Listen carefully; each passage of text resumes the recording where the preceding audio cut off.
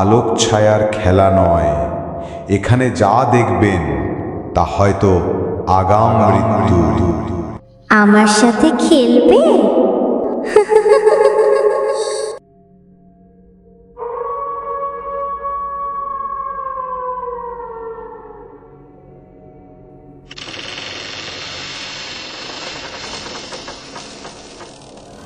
আপনাদের সকলকে আমার এই প্যারানর্মাল দুনিয়ায় স্বাগতম।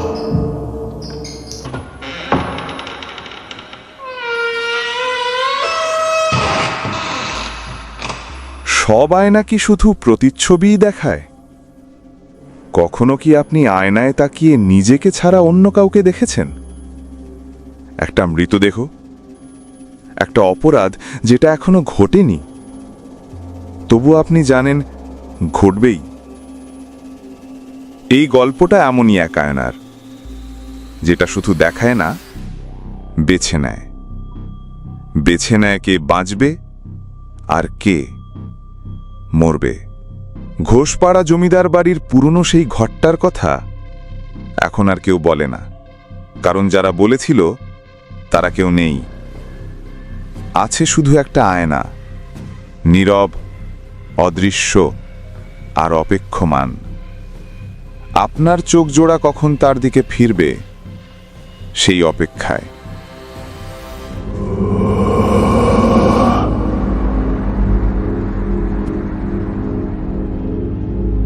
আসসালামু আলাইকুম। আশা করি আপনারা সবাই ভালো আছেন। আজ আমি আপনাদের শোনাতে চলেছি এমন একটি গল্প যা শুধু ভয়ঙ্কর নয়, বরং ধীরে ধীরে আপনাকে টেনে নেবে একটি আয়নার ভেতরে, যেখানে আপনি নিজের প্রতিচ্ছবি দেখবেন না, দেখবেন এক একটা খুন। আর প্রশ্ন জাগবে, এই খুনগুলো কি ভবিষ্যতের, নাকি এই আয়না নিজেই হয়ে উঠেছে খুনি? আলো নিভিয়ে নিন, দরজা জানালা বন্ধ করুন, কারণ গল্প এখন শুরু হতে চলেছে। আয়নার ভেতরে আরেক খুন। শোনার সাহস আছে তো?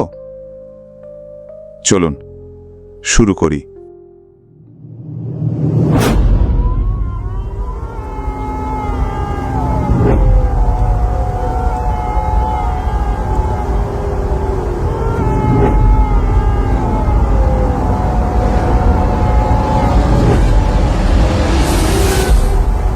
রাত তখন প্রায় 1:45।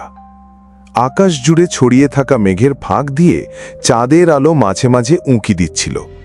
আর কলকাতার ইন্ডিয়ান মিউজিয়ামের রেস্টোরেশন রুমে বসে ডক্টর আর্য চট্টোপাধ্যায় তার হাতে ধরা চিঠিটার দিকে তাকিয়েছিলেন থমকে। চিঠিটা এসেছে বহরমপুর জেলা প্রশাসকের অফিস থেকে। সরকারি লেটার হেডে, হাতে লেখা নয়, টাইপ করা।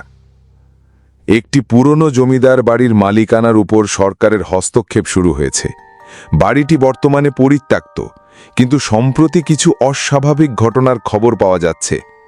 আমরা জানতে পেরেছি আপনি প্রাচীন নিদর্শন এবং ঔপনিবেশিক ইতিহাস বিষয় বিশেষজ্ঞ।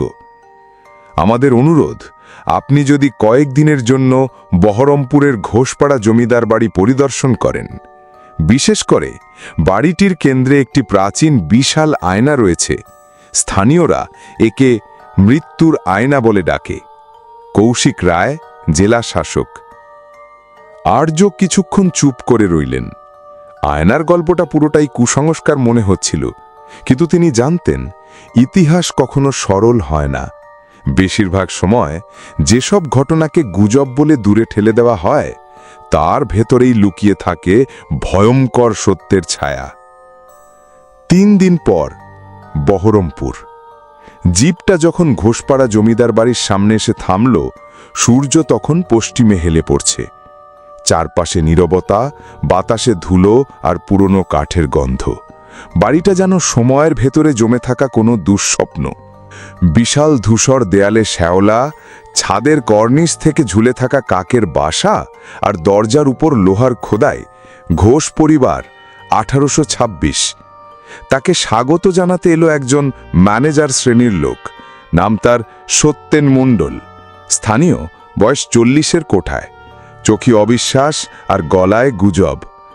ডাক্তারবাবু, আপনি আয়নাটা দেখবেন? দেখার জন্যই তো এসেছি, হেসে উত্তর দিলেন আর্য। কিন্তু সত্যেন হাসল না। বাড়িটায় আগে পুলিশ এসেছিল, কিন্তু তারা এক রাত থাকেনি। এক কনস্টেবল নাকি আয়নায় খুন দেখেছিল, পরদিন সে মারা যায় যেমন আয়নায় দেখা গেছিল। আর্য থমকে গেলেন। তিনি জানতেন এমন কাহিনী সাধারণত লোকের মুখে রং চড়িয়ে উঠে আসে, তবুও কিছু একটা তার বুকের ভেতর কাঁপিয়ে দিল। রাত ৯টা। বাড়ির ভেতরের কাঠের সিঁড়িতে যেন প্রতিটা পা ফেলার শব্দ কানে বাজে। বাতাস নেই, জানালাগুলো বন্ধ। ঘরের ভেতরে ভাঙাচোরা আসবাব, ধুলোর আস্তরণে ঢাকা ইতিহাস। এই যে ঘরটা, দরজা খুলে দেখালো সত্যেন। এ ঘরেই আছে আয়নাটা। ঘরটা অন্ধকার, কিন্তু আর্য টর্চ জ্বালিয়ে দেখলেন দেয়ালের এক পাশে দাঁড়িয়ে আছে বিশাল এক আয়না। ধাতব ফ্রেম, যার গায়ে ব্রিটিশ ঘরানের জাদুকরী প্রতীক খোদাই করা। আয়নাটির আয়তন প্রায় ৬ ফুট লম্বা, ৩ ফুট চওড়া। আর্য আয়নার সামনে দাঁড়িয়ে করলেন। নিজের প্রতিবিম্ব স্পষ্ট, কিন্তু ঠিক পাশেই যেন কারো ছায়া। তিনি পিছনে তাকালেন, কেউ নেই। আবার আয়নায় তাকালেন, এবার কিছুই নেই, শুধু তিনি নিজেই। সত্যেন থেমে থেমে বলল, এখানে যে দাঁড়ায় সে দেখে নিজের নয়, কারো খুন হতে। কখনো খুব পরিচিত কাউকে, কখনো অপরিচিত, কিন্তু যতবারই খুন দেখা যায় কিছুদিনের মধ্যেই তা ঘটে যায়, হুবহু যেমন আয়নায় দেখা গেছিল। আর্য বললেন, আপনি দেখেছেন কখনো? না, সাহস হয়নি, কিন্তু আমার এক ভাইপো দেখেছিল। ৩ দিন পর ও মরেছিল, মাথা আলাদা হয়ে পাওয়া গেছিল দেহ থেকে। আর্য চুপচাপ আয়নার দিকে তাকিয়ে থাকলেন। এবার তিনি জানতেন, এই সফর শুধু ইতিহাস জানার জন্য নয়, এটা হয়তো জীবন মৃত্যুর খেলা। ঘোষপাড়া জমিদার বাড়ির সেই ঘর যেখানে আয়নাটি রাখা, এখন রাতের অন্ধকারে আরও রহস্যময় হয়ে উঠেছে। পুরনো ঘড়ি 12টার ঘণ্টা বাজায়, আর তার প্রতিধ্বনি যেন পুরো বাড়ি জুড়ে কাঁপন তুলে দেয়। বাইরে কুকুরের হুঁকানির আওয়াজ যেন জানে কিছু অস্বাভাবিক ঘটতে চলেছে। ডক্টর আর্য চট্টোপাধ্যায় টর্চ নিভিয়ে আয়নার সামনে দাঁড়ালেন আবার। এবার চোখে পড়ে গেল আয়নার পাশেই মেঝেতে আঁকা একটি চিহ্ন, একটি বৃত্ত যার চারপাশে 4টি ত্রিকোণ, একেবারে ব্রিটিশ যুগের রহস্যবাদীদের ব্যবহৃত প্রতীক। মনে পড়ে গেল তাঁকে, ব্রিটিশ জাদুকর ম্যাথিউ ফ্যালোর কথা, যিনি এককালে এই বাংলায় অকাল্ট ভিশন মিরর নিয়ে পরীক্ষা চালাতেন। কিন্তু হঠাৎ দরজায় ধাক্কা। ডাক্তারবাবু, সত্যেন কাঁপা কণ্ঠে ডাক দিল। হ্যাঁ, এসো। সাথে একজন কিশোরকে নিয়ে ঘরে ঢুকল সত্যেন। এইটা আমার ভাইপোর বন্ধু রিতেশ। ছেলেটা বেয়াড়া, কাল রাতে আয়নার সামনে দাঁড়িয়েছিল চুপি চুপি। আজ সকাল থেকে কিছু খাচ্ছে না, কথা বলছে না। আপনি একবার দেখুন তো। রিতেশের বয়স হবে 15-16, চোখ ফাঁকা, ঠোঁট শুকিয়ে গেছে। সে চুপচাপ বসে আছে একটা পুরনো চেয়ারে। আর্য তার সামনে বসলেন, শান্ত কণ্ঠে বললেন, তুমি আয়নায় কি দেখেছিলে রিতেশ? রিতেশের চোখ ছলছল করে উঠল। কাঁপা কণ্ঠে সে বলল, আমি নিজেকে দেখি নাই। আমি দেখেছি এক মেয়েকে, সাদা জামা পরা, আয়নার ভেতরে দাঁড়িয়ে কাঁদছে, আর হঠাৎ করে একটা ছায়া এসে তার ঘাড়ে ছুরি চালায়। সে মাটিতে পড়ে যায়, আর তারপর আয়নার উপর লাল রং ছিটিয়ে ছিটিয়ে ওঠে একটা শব্দ হয়, ঠাস। ঘরের বাতাস হঠাৎ ভারী হয়ে ওঠে। রিতেশ কাঁদতে শুরু করে। ওই মেয়েটা কে ছিল, চিনতে পেরেছিলে? আর্য জিজ্ঞেস করলেন। রিতেশ মাথা নাড়ল। মা, কিন্তু মনে হয় ওকে আমি কোথাও দেখেছি, আমাদের পাড়ার আশেপাশে হয়তো। ঠিক তখনই বাইরে ভ্যানে একটা শব্দ। কেউ চিৎকার করে উঠল, মেয়ে খুন হয়ে গেছে, আমাদের পেছনের বাগানের কাছে, ছুরি দিয়ে গলা কাটা, লাশ পড়ে আছে। আর্য দৌড়ে বেরিয়ে পড়লেন সত্যেনের সঙ্গে। বাগানে গিয়ে যা দেখলেন তা বিশ্বাস করা কঠিন। একটি কিশোরী মেয়ে, রক্তাক্ত, গলার কাছে ছুরির গভীর ক্ষত, মুখে আতঙ্কের ছাপ, আর আশ্চর্যভাবে সে হুবহু রিতেশের বর্ণনার মতোই সাদা জামা পরা। পুলিশ আসে আধ ঘন্টার মধ্যেই। দেবাশিস ঘোষ, অভিজ্ঞ অফিসার, চোখ মেলে দেখে ঘটনাস্থল। এটা কি কোনো ধর্মীয় বলি, নাকি এ জমিদার বাড়ির গুজবের অংশ? সে আর্যকে সন্দেহের দৃষ্টিতে দেখে। আর্য বলেন, না অফিসার, এটা খুন, যেটা আগে আয়নায় দেখা গেছে। দেবাশিস শেষে ফেলেন তিক্তভাবে, তাই নাকি? আয়নায় খুন দেখেন আপনারা? সত্যি, গতকাল রিতেশ এই খুনটাই আয়নায় দেখেছে। মানে আয়না এখন ভবিষ্যৎবাণী করে, অথবা? আর্য একটু থেমে বলেন, ভবিষ্যৎ তৈরি করে। দেবাশিস হালকা বিরক্তি নিয়ে বলেন, আমি বিজ্ঞানের লোক, গুজবে বিশ্বাস করি না, কিন্তু যেহেতু খুন হয়েছে তদন্ত চলবে। তদন্ত শুরু হয়, কিন্তু সেই রাতে আয়নার ঘরে আর কেউ প্রবেশ করে না। ডক্টর আর্য ডায়েরি লিখছেন, আজ সত্যের মুখোমুখি হলাম। একজন কিশোর যা আয়নায় দেখেছিল সেই দৃশ্য আজ বাস্তব হয়ে ঘটল। প্রশ্ন হল, এই আয়না কি কেবল ভবিষ্যৎ দেখায়, নাকি ভবিষ্যৎ গঠন করে? আর যদি সেটা নিজের মতো করে ভবিষ্যৎ নির্ধারণ করতে পারে, তবে কে দেখছে কাকে? আর ঠিক তখনই আয়নার সামনে দিয়ে হালকা কুয়াশা ভেসে গেল, আর তার কুয়াশার ভেতরে একটা ছায়া দাঁড়িয়ে আছে আয়নার পেছনে। ডক্টর আর্য দেখতে পেলেন না, কিন্তু আয়নার গায়ে ঠান্ডা শিশিরের মতো ছায়ার রেখা তৈরি হলো। বহরমপুর থানার officer in charge Debashis Ghosh cigarette ধরাতে ধরাতে এক দৃষ্টিতে তাকিয়ে আছেন ঘোষপাড়া জমিদার বাড়ির দিকে। ওর চোখে একলাশ সন্দেহ। গুজবের গন্ধে ঘেরা এই মৃতপ্রায় প্রাসাদের প্রতিটি ইট যেন চাপা দিচ্ছে তার বাস্তববাদী মানসিকতাকে। একটা আয়না খুন দেখায়, নিজের মনেই বিড়বিড় করলেন দেবাশিস। কিন্তু তবুও গত রাতের খুনটা নিছক কাকতালীয় নয়, তার মন বলছে এর পেছনে কিছু আছে। পরদিন সকাল, মেয়েটির পরিচয় মেলে। নাম ছিল সুস্মিতা দে, বয়স 17, স্থানীয় উচ্চ মাধ্যমিক স্কুলের ছাত্রী। পুলিশ তদন্তে নেমে জানতে পারে মেয়েটি জমিদার বাড়ির আশেপাশে প্রায় দেখা যেত। কেউ কেউ বলেছে সে কখনো বাড়ির বাগানে ঢুকে পড়ত, পুরনো কাঠ আর নকশা আঁকত। সে সম্ভবত আগের দিন সন্ধে বাড়ির পেছনের দরজা দিয়ে ভিতরে ঢুকেছিল। আর ঠিক তখনই দেবাশিস নিজের খাতায় লেখেন, যদি আয়না ভবিষ্যৎ দেখায়, তাহলে কে নিয়ন্ত্রণ করছে এই ভবিষ্যৎ? আয়না নিজে, নাকি কেউ এই কুসংস্কারকে ব্যবহার করছে খুন ঢাকতে? ডক্টর আর্য, রিতেশ আর সত্যেন ঘরে বসে আছেন। আলো খুব মৃদু, যেন কিছু দেখতে চাইলেও অন্ধকার ঢেকে দেয়। রিতেশ ভয় পাচ্ছে, কিন্তু আর্য তাকে সাহস দিয়ে বলেন, তুমি যদি আরেকবার আয়নার সামনে দাঁড়াও, আমরা কিছু বুঝতে পারি কিনা দেখতে চাই। রিতেশ অনিচ্ছা সত্ত্বেও এগিয়ে যায়। আয়নার সামনে দাঁড়িয়ে সে কয়েক সেকেন্ড চুপ করে থাকে। তারপর হঠাৎ সে গা শিউড়ে কেঁপে ওঠে। আমি আবার দেখছি, সে বলে কাঁপা কণ্ঠে। একজন লোক দাঁড়িয়ে আছে একটা ল্যাম্পপোস্টের নিচে। কেউ তার পেছনে এসে মাথায় ভারী কিছু দিয়ে আঘাত করে।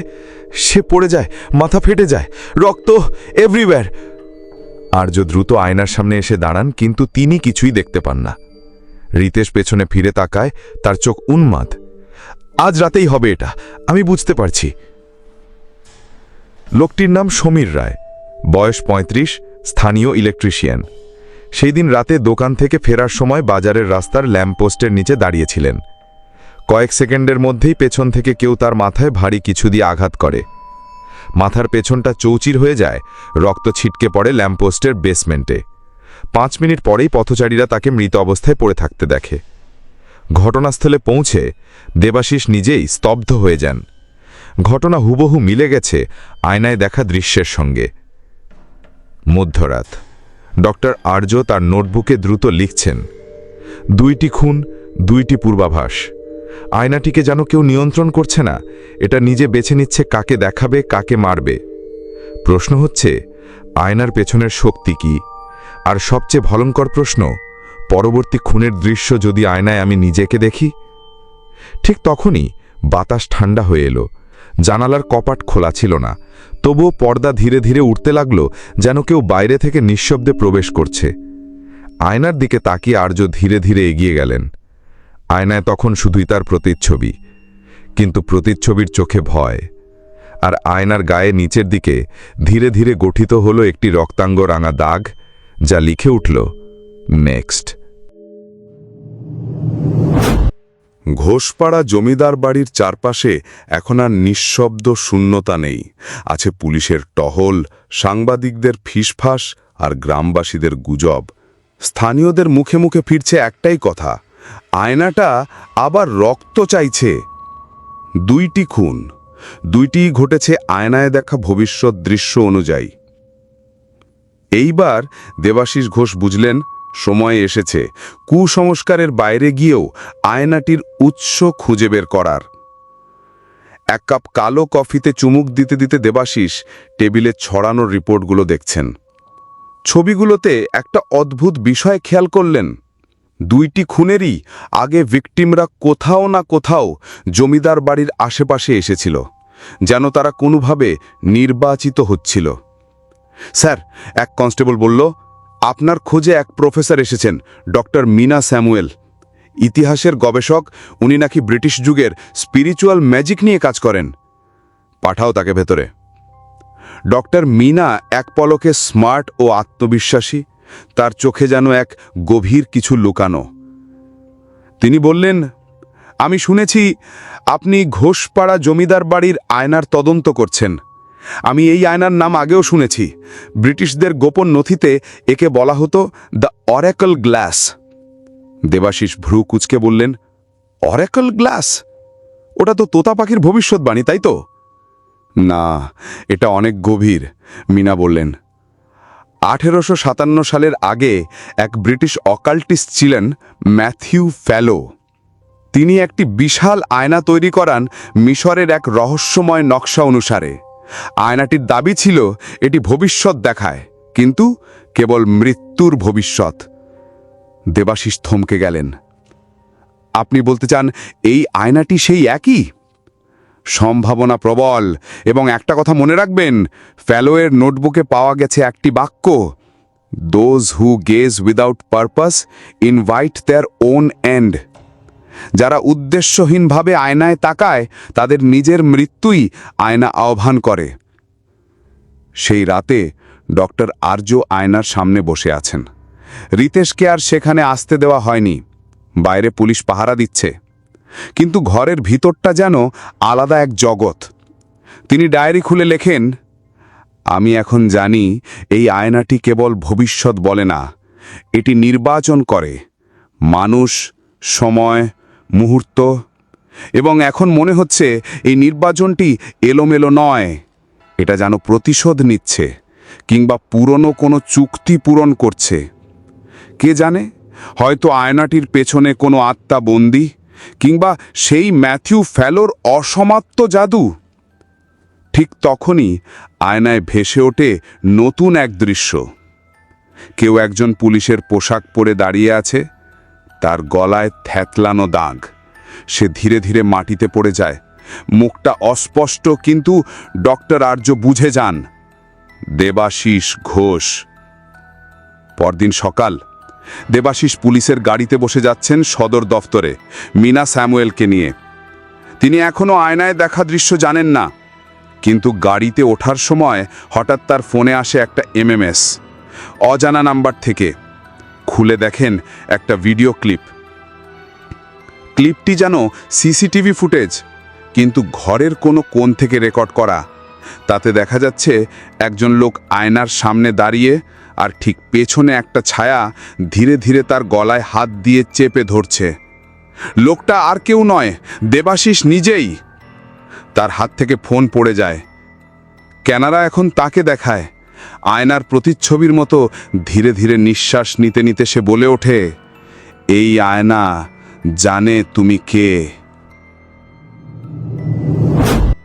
কলকাতা, ইন্ডিয়ান মিউজিয়ামের আর্কাইভ রুম। আলোক ছায়ার মধ্যে আর্য ও মিনা স্যামুয়েল পুরনো দলিল ঘেঁটে চলেছেন। সেলুলয়েড প্যাঁচামো চিঠিপত্র, গুড়িয়ে পড়া খাতা আর হলুদ হয়ে যাওয়া রেজিস্টার খাতার পাতায় যেন ইতিহাসের রহস্য এখনও নিঃশ্বাস নিচ্ছে। এই দেখো, মিনা ফিসফিস করে বলেন, 1857 সালের একটি চিঠি। লেখা আছে ব্রিটিশ ইস্ট ইন্ডিয়া কোম্পানির এক জাদুকর পরীক্ষক ম্যাথু ফ্যালোর নাম। সে কলকাতার আশেপাশে এক জমিদার বাড়িতে বিশেষ যন্ত্র বসিয়েছিল, দি ওরাকল মিরর। আর্য উত্তেজনায় কাঁপতে কাঁপতে চিঠি হাতে নেন। চিঠিটি লেখা হয়েছে ফ্যালোর নিজের হাতে, যার একাংশে লেখা আছে, the mirror does not only show death, it learns it, and once learned it repeats unless it is obeyed. শোনো আর্য, মিনা বললেন, ফ্যালো সম্ভবত একটা জাদুবিদ্যার চক্র তৈরি করেছিল, একটা প্যাটার্ন।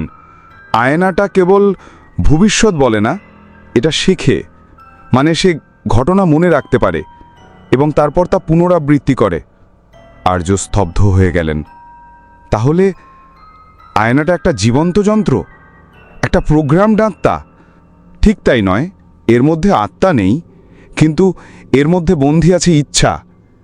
কে যেন চেয়েছিল এটা ভবিষ্যৎ দেখাক, আর সেই চাওয়া পূরণের মধ্যেই জন্ম নিয়েছে এক জীবন্ত প্রতিচ্ছবি। আয়না নিজেই যেন সিদ্ধান্ত নিচ্ছে কে বাঁচবে, কে মরবে। রাত তখন 1:12। ঘরে আলো নিভে এসছে। দেবাশিস মাথায় ঠান্ডা জল ঢালছেন। আজ সারাদিন ধরে অদ্ভুত সব অনুভব হচ্ছিল, যেন কেউ তার দিকে তাকিয়ে আছে, চোখে নয়, আয়নায়। হঠাৎ আয়নার কোণায় একটা ছায়া নড়ে ওঠে। সে ঘাড় ঘুরিয়ে দেখেন কেউ নেই। আবার আয়নায় তাকান। এবার নিজের প্রতিচ্ছবিকে দেখেন, কিন্তু মুখটা বিকৃত, গলার দাগ ফুটে উঠছে, চোখ ফাঁকা। তিনি চিৎকার করে পেছনে সরে আসেন। আয়নার ওপর ছড়িয়ে পড়ছে রক্তরঙা ফোঁটা।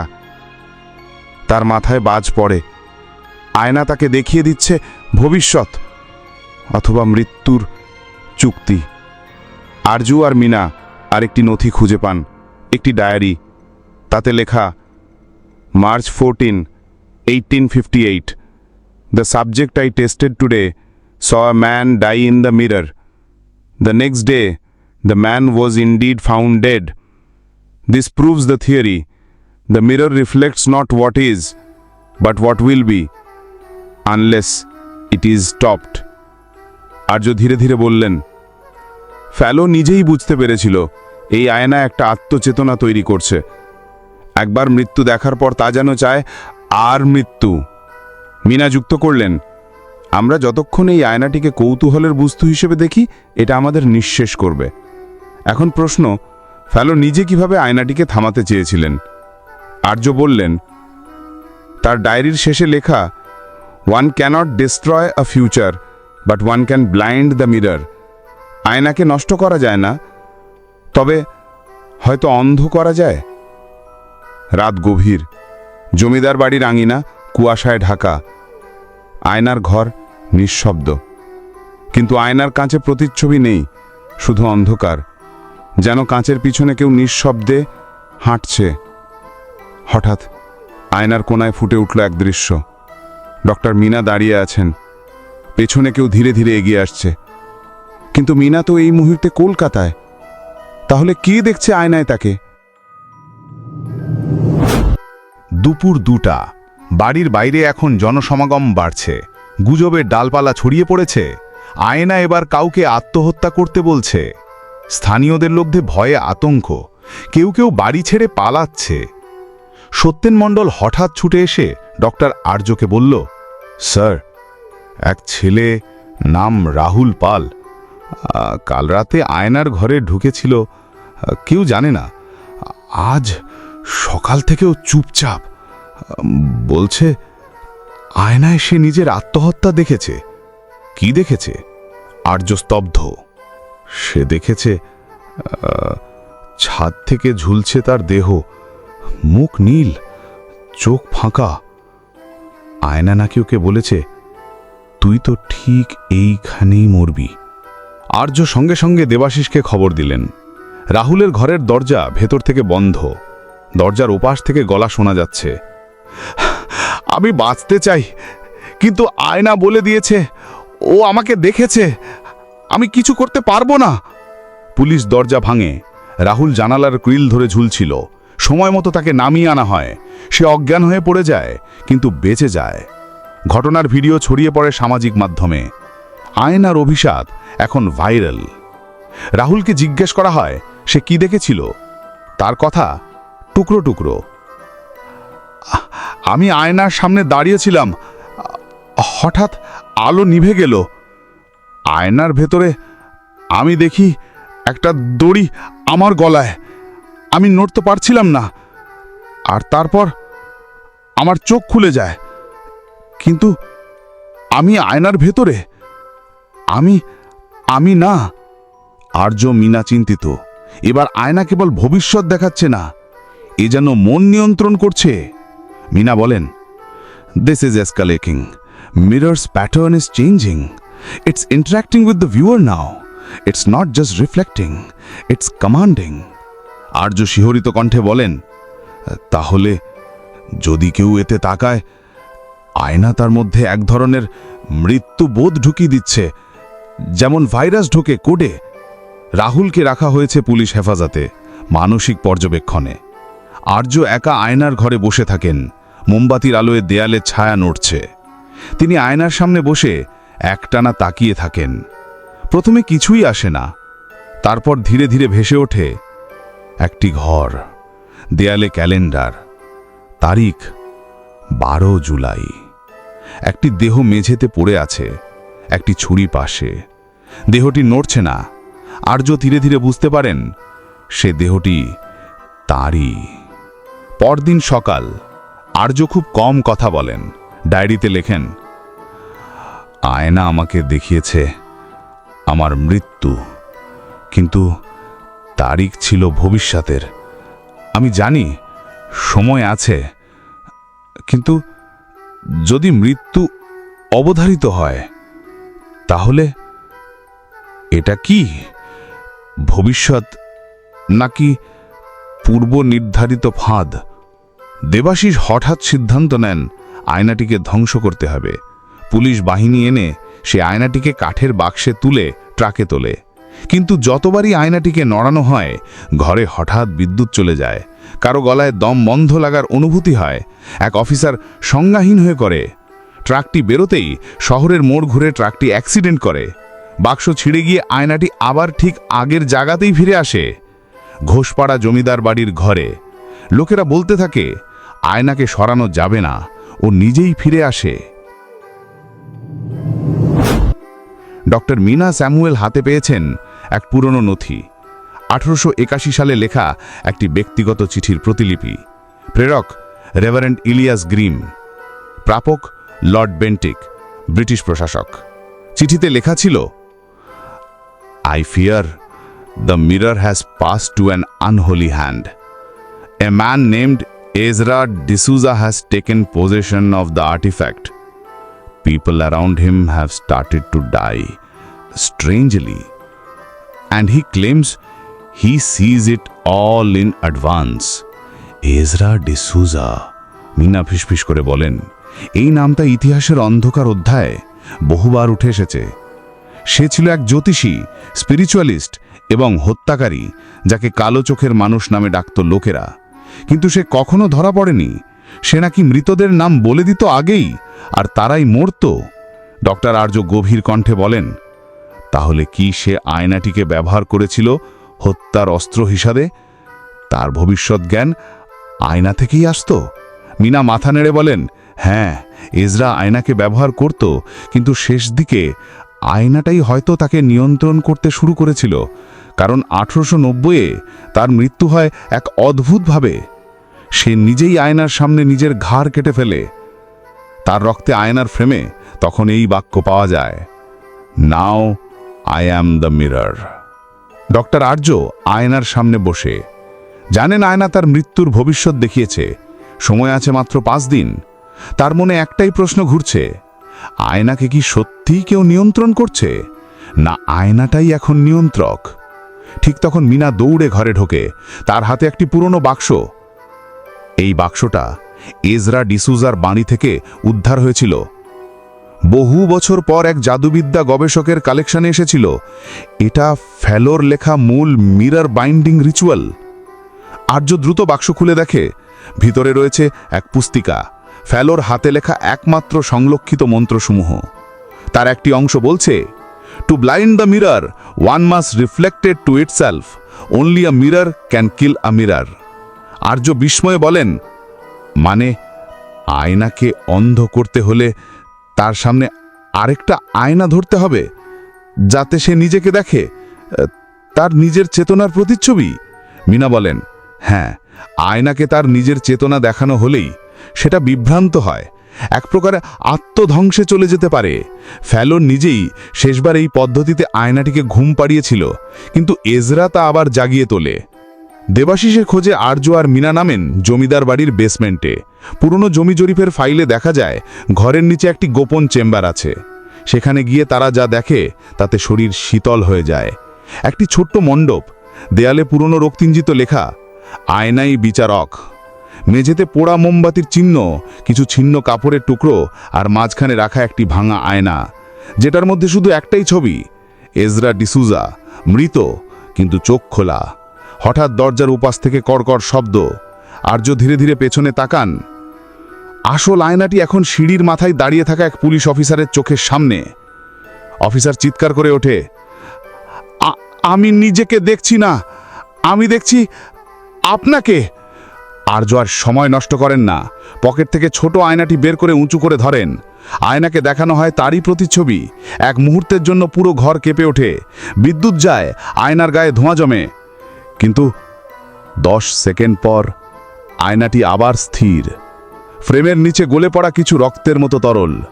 ডক্টর আর্য আয়নার দিকে তাকিয়ে বলেন, তুমি কি এখন অন্ধ, না তুমি আবার দেখছো? হঠাৎ আয়নার গায়ে ভেসে ওঠে মাত্র এক শব্দ, সি। 3 দিন পর ঘরের পরিবেশ অনেকটা বদলে গেছে। আয়নাটি এখন খোলা নয়, একটি সাদা কাপড়ে ঢেকে রাখা হয়েছে। ডক্টর আর্য, ডক্টর মিনা আর দেবাশিস তিনজনই একে একে আয়নাটাকে অন্ধ করার রিচুয়াল শেষ করেছেন। কিন্তু রাত নামলেই কিছু না কিছু ঘটছেই। ঘরের বাতি জ্বলে নিভে, কোনো সিসিটিভি আয়নার সামনে চলে না, আর কেউ আয়নার কাছাকাছি গেলে তারা কিছু পুরনো স্মৃতি দেখতে পাচ্ছে, যা তাদের নয়, অন্য কারোর। রাত 2:13। দেবাশিস হঠাৎ ঘুম ভেঙে দেখেন তার বিছানার পায়ের দিকে বসে আছে একটি ছায়া। কেউ একজন হুমড়ি খেয়ে বলছে, তুমি আমাকে বিশ্বাস করোনি, আমি বলেছিলাম আমি মরে যাব, তুমি আয়নায় দেখেছিলে, তাই না? দেবাশিস চোখ বড় বড় করে তাকিয়ে থাকেন। ছায়াটি ধীরে ধীরে রাহুল হয়ে ওঠে, তারপর আবার ঘোলাটে হয়ে যায়। তিনি আলো জ্বালান, কেউ নেই। সকাল 10টা। ডক্টর মিনা বলেন, এই আয়নাটা এখন অতীত ব্যবহার করছে। মৃতদের স্মৃতি, অপরাধ বোধ সব কিছু টেনে আনছে।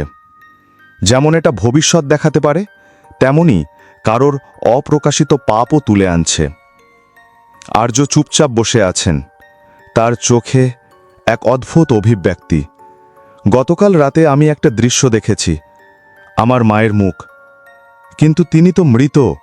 তিনি বলছিলেন, তুই তো জানিস কি হয়েছিল তোর বাবার সাথে, আয়নার কাছ থেকে সেটা আর লুকাতে পারবি না। মিনা চমকে যান, আপনার বাবার মৃত্যু কি আত্মহত্যা ছিল? আর্য মাথা নাড়ান, সবাই তাই জানে, কিন্তু আমি জানি, আমি তখন 8 বছর বয়সী। আমি জানি আমার বাবা সেই রাতে চিৎকার করেছিলেন, আয়নাটা আমার ভেতর ঢুকে গেছে। গভীর রাতে মোমবাতির আলোয় শুধু একবার ঢেকে রাখা কাপড়টা নড়ে ওঠে। ভেতর থেকে ধীরে ধীরে এক ছায়ামুখ ভেসে উঠে আয়নার ফ্রেমের কাঁচের ভেতর। তার গলার নিচে দাগ, চোখে কোনো রকম ভাব নেই, শুধু একটি বার্তা, আমি এখন শুধু ভবিষ্যৎ না, আমি অতীত, বর্তমান আর বিচার। আর্য কাপড় তুলে আয়নার দিকে তাকালেন। এবার আয়নায় তিনি দেখলেন একটি বৃদ্ধা মহিলা অন্ধ চোখে তাকিয়ে বলছে, আয়নাটা খুন করে না, তুই করিস। আয়নাটা শুধু তোকে তোর পাপ মনে করায়। পরের দিন দেবাশিস পুলিশ ফাইল ঘেটে যা পান তাতে রীতিমতো থহ হয়ে যান। গত 40 বছরে ঘোষপাড়া জমিদার বাড়ির আশেপাশে মোট 16টি মৃত্যু হয়েছে, যেগুলোর আগে মৃত ব্যক্তিরা কোনো না কোনোভাবে আয়নার ঘরের সামনে এসেছিল। প্রতিটা মৃত্যু রহস্যজনক। কেউ জলে ডুবে গেছে, কেউ পুড়ে মরেছে, কেউ নিখোঁজ। আর 16 নম্বর মৃত, তার নাম ছিল রোহিত চট্টোপাধ্যায়, ডক্টর আর্যের বাবা। এবার ডক্টর আর্য জানেন এই আয়না শুধু ভবিষ্যৎ বলে না, এটা প্রতিশোধ নেয়। যাদের মধ্যে অপরাধ বোধ আছে, যারা নিজেকে ভুলে গেছেন, যারা নিজের পাপ মানেন না, তাদের কাছে আয়না হয় মৃত্যুর দোরগোড়া। তার ডায়েরিতে লেখা থাকে, আমি আর আয়নাকে ভয় পাই না, এখন আমি আয়নাকে জানি।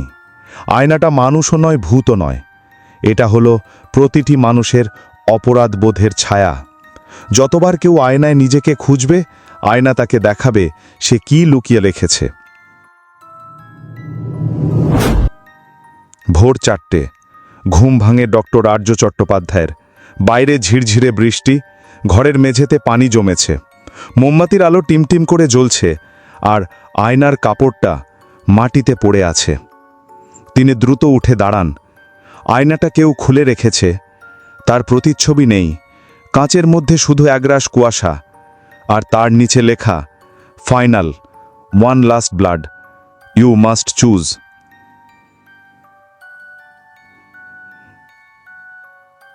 সকাল 10টা। ডক্টর আর্য তাদের জানান আয়নার নতুন বার্তা। মিনা মুখ কালো করে বলেন, তাহলে আয়নাটা এবার কারোর হাতে পাপ তুলে দেবে। একজনকে হয় মারতে হবে, না হয় মরতে হবে। এ এক মরাল চয়েস, যে বিচার আয়না চায়। দেবাশিস বলেন, কিন্তু কে হবে শেষ খুনি? আয়না কি সত্যিই কাউকে খুন করতে বলবে? আর্য চুপ করে থাকেন। তার চোখে ততক্ষণে একটা ছায়া জমে গেছে। তিনজনই এবার আয়নার সামনে দাঁড়ান। পরীক্ষা করে দেখা হয় কে আয়নাটিতে কি দেখতে পায়। ডক্টর মিনা আয়নায় নিজেকে দেখেন। হঠাৎ তার পেছনে দাঁড়িয়ে থাকা এক বৃদ্ধা, চোখ ভাঁকা, তার মুখে ফিসফাস, তুমি কখনো বিশ্বাস করোনি, তাই এখন মরার পালা। দেবাশিস আয়নায় দেখেন একজন আত্মহত্যা করেছে, কিন্তু লাশের মুখ তার নিজের। লাশের হাতে লেখা, জাস্টিস ডিলেড।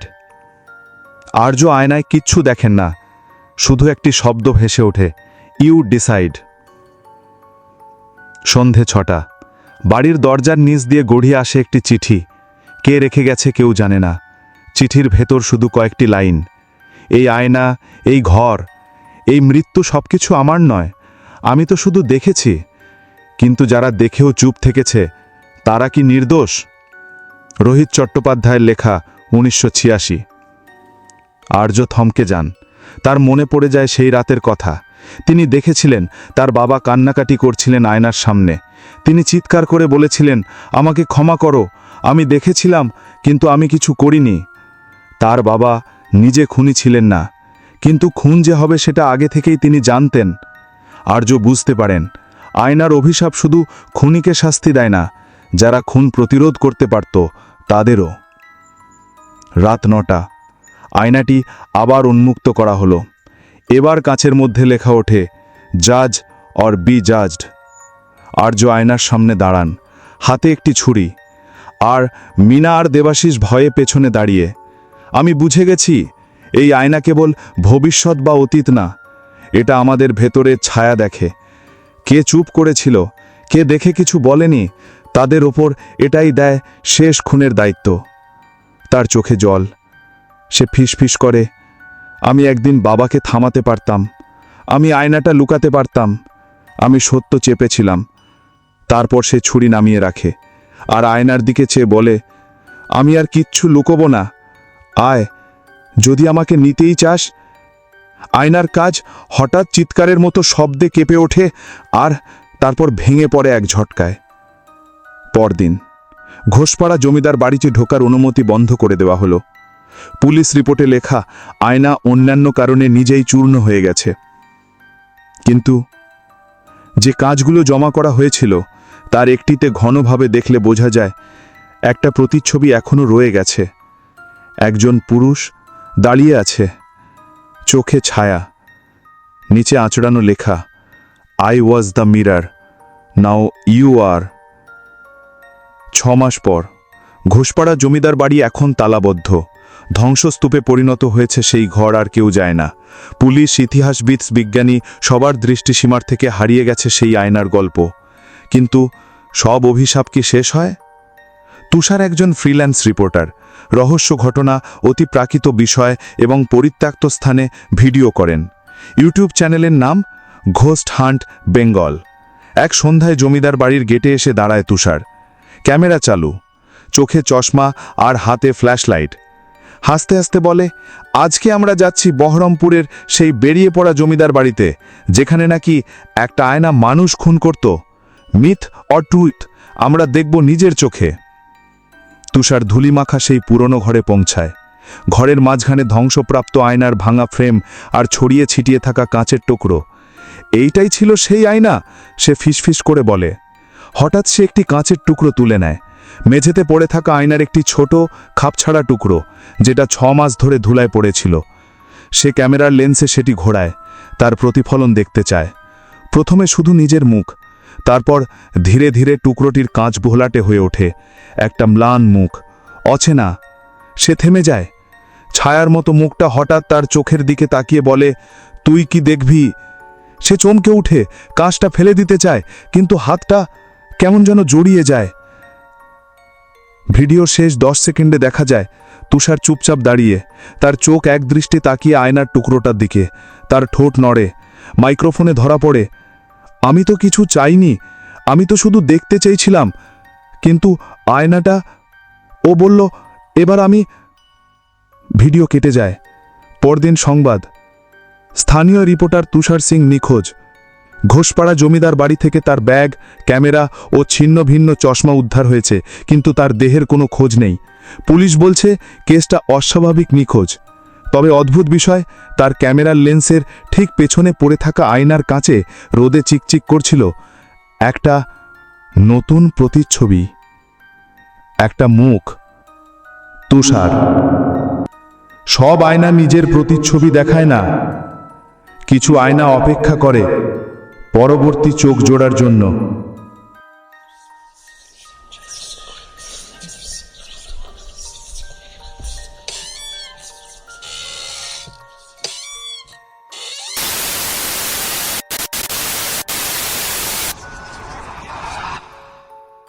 এই ছিল আজকের গল্প, আয়নার ভেতরে আরেক খুন।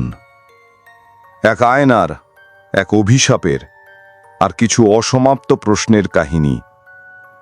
ভবিষ্যৎকে নির্ধারিত, নাকি আমরা নিজেরাই আয়নার মতো হয়ে যাচ্ছি, প্রতিচ্ছবি দেখি কিন্তু সত্য এড়িয়ে যাই? আপনারা সবাই পাশে ছিলেন, ধন্যবাদ জানাই সেই সাহসিকতার জন্য। গল্প শুনেছেন মন দিয়ে, এটাই একজন গল্পকারের সবচেয়ে বড় প্রাপ্তি। ভালো থাকবেন। ভয় পেলে ভয় পেতে দিন, কারণ কিছু ভয় আমাদের মানুষ করে তোলে। আর আয়নায় যখন পরের বার তাকাবেন, একবার খেয়াল করবেন আপনি ঠিক নিজেকেই দেখছেন তো। আবার দেখা হবে আরেকটা গল্পে। ততক্ষণ পর্যন্ত আলো নিভিয়ে রাখুন, রাতটাকে একটু ভয় করতে দিন। ধন্যবাদ।